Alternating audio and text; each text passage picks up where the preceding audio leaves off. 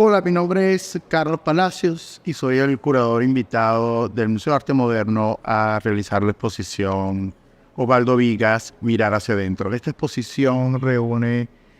una generosa cantidad de obras de este artista venezolano que estuvo activo entre los años 40 y 2014, el año de su fallecimiento. Este artista es muy importante por muchas razones. Una de las razones fundamentales es que le dio un giro al arte venezolano. Y su obra representa otra forma de entender tanto la figuración como la historia misma de Venezuela. La exposición comienza con una introducción que nos habla del interés de Osvaldo Vigas, como la de muchos artistas modernos, por el arte primitivo, el mal llamado arte primitivo. La idea de introducirnos en este universo a partir de la propia casa del artista, como lo vimos hace un rato, tiene que ver efectivamente con ese interés que tiene el artista por transformar la figuración de la pintura con los elementos, los ricos elementos de la pureza casi abstracta de las máscaras africanas, mesoamericanas y de otros lugares del mundo que atesoraba en su propia casa. Nosotros estamos ahorita en ese núcleo introductorio y podemos ver efectivamente una obra del año 45, una obra muy temprana del artista, acompañada de una pequeña cronología de piezas que dan cuenta efectivamente de ese giro que hace en la pista muy rápido desde una figuración convencional hacia una forma mucho más decantadas. Hay un interés de Vigas en la propia historia de Venezuela. Ese interés de Vigas en la historia de Venezuela se va a manifestar en una serie de obras que tienen como base, como principio, como raíz, efectivamente algunos elementos presentes en el arte prehispánico venezolano, como estas piezas que nosotros estamos viendo aquí en esta vitrina central en este núcleo de la exposición, cuyos elementos y su forma, su fisonomía, también la podemos ver en varias obras de la exposición, como las obras que rodean precisamente esta. A finales de los años 40, Vigas va a realizar muchos viajes por Venezuela, se va a empapar de Venezuela de alguna manera y va a mirar hacia adentro, como se llama esta exposición, y va a empezar a aprender de las culturas indígenas venezolanas, de su arte prehispánico, elementos que van a definir su particular mirada del mundo abstracto. Como podemos ver en este cuadro histórico de Vigas que se llama Brujo Infante, donde la cara alargada nos recuerda efectivamente las formas de las Venus de Tacarigua venezolana y los tratamientos gráficos recuerdan la geometría pura de todo el arte prehispánico en Venezuela. Este núcleo se llama Mirar a Venezuela. En este núcleo, después de la introducción, donde él entra a ponerse en contacto con el mundo del arte prehispánico, en este núcleo podemos ver obras que son fundamentales para entender la evolución de su obra plástica futura. En el año 52, el fotógrafo venezolano Ricardo Racetti hace una serie de fotografías de los Diablos Danzantes de Yare, que son una cofradía, un pequeño pueblo venezolano, que hacen unos bailes con máscaras que recuerdan efectivamente, como su nombre lo dice, la figura de los diablos. Tenemos una máscara de los diablos ilustrando el texto de Sade, pero lo que es interesante es que Vigas, años antes, hasta el año 52, va a ir a ese mismo entorno, a ese mismo pueblo, a pintar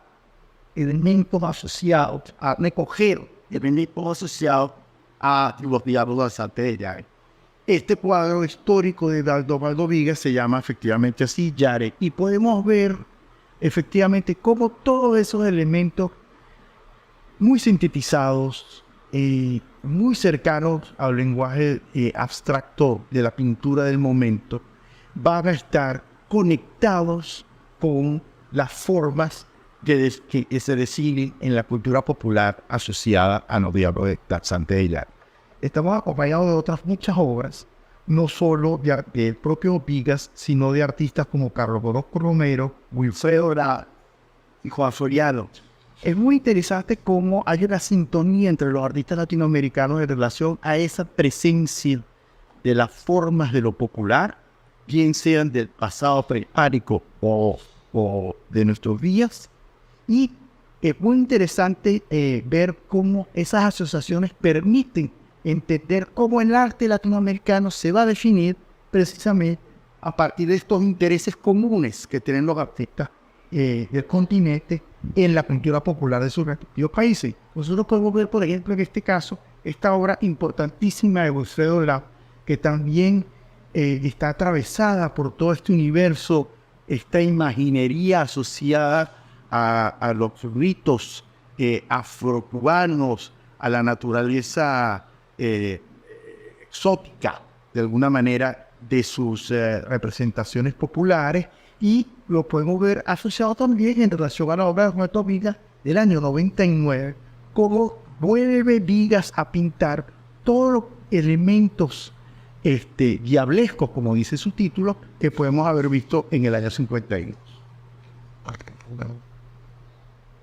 El último capítulo de esta exposición relacionada con Venezuela y la obra de Osvaldo Vigas tiene que ver con su interés a finales de los años 60 en una de las figuras de las deidades más importantes de la pintura popular venezolana, como es María Rosa. Esta fotografía de Alfredo Cortina es una elocuente muestra de la fuerza que tiene esta imagen, de una fuerza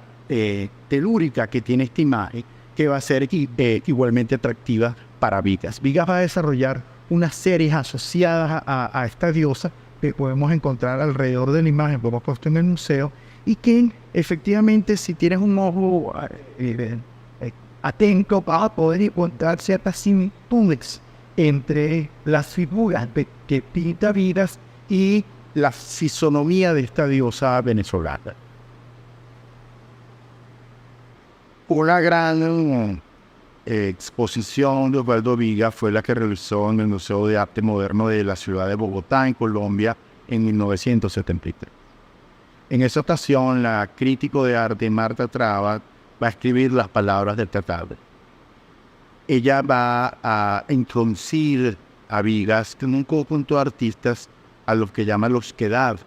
haciendo referencia a artistas que, frente a la atracción por temas o estilos foráneos, se concentran en lo local y en la experiencia de lo local.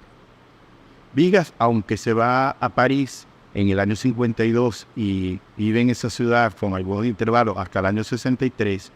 va a estar muy consciente efectivamente de la importancia de la tradición local. Y el arte latinoamericano desde entonces se va a definir precisamente por eso, por la atracción por lo telúrico, por la magia, por los ritos, por lo del tiempo, por un tiempo distinto, el tiempo de la vida.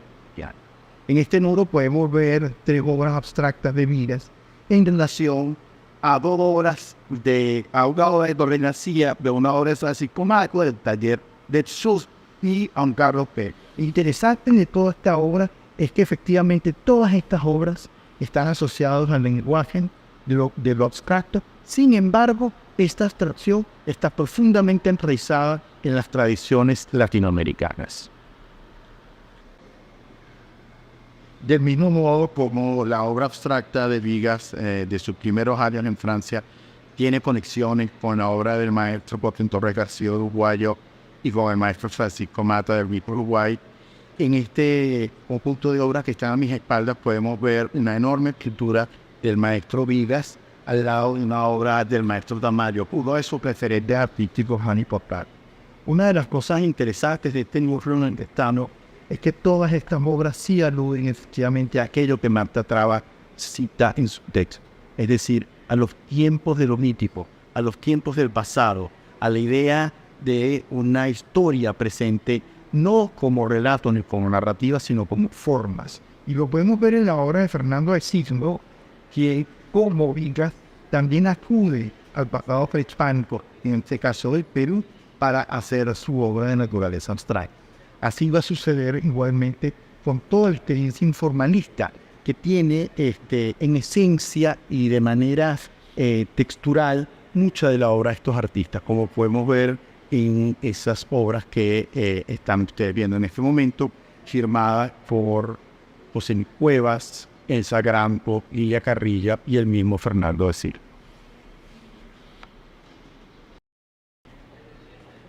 Y en este mismo núcleo, efectivamente, ustedes van a continuar viendo la evolución de la obra de Vigas hasta su última etapa. En este momento estamos viendo un conjunto de piezas que funcionan cromáticamente, fluorescentes, colores marrones, y sobre todo un acercamiento de nuevo al lenguaje abstracto, como ocurre en esta obra de Vigas llamada Hierátrica. En este caso, él de alguna manera introduce una cierta abstracción, pero aún no es una abstracción muy rígida. Todavía tiene la suavidad de las formas que caracterizan su trabajo.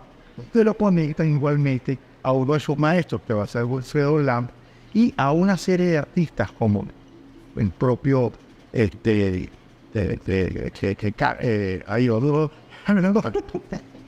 como Henry Moore o Pierre Lichynski, artistas europeos que también ponen su interés en las formas del arte prehispánico.